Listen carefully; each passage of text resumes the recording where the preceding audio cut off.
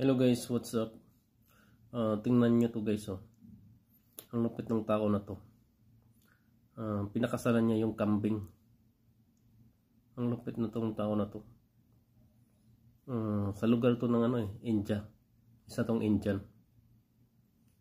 Sabi niya mas pinili daw niyang kambing kasi mas masarap daw kaysa babae sa tao.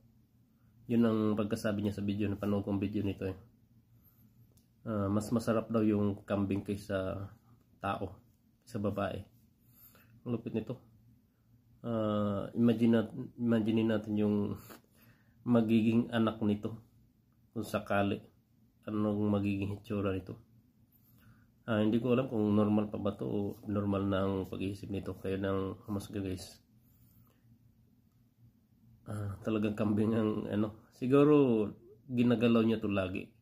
Tapos parang napalapit ng loob niya dito sa kambing.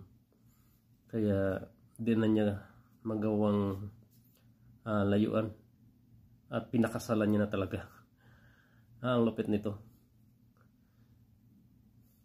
Ano kaya kung may mangyari nito dito sa Pinas? Lupit guys.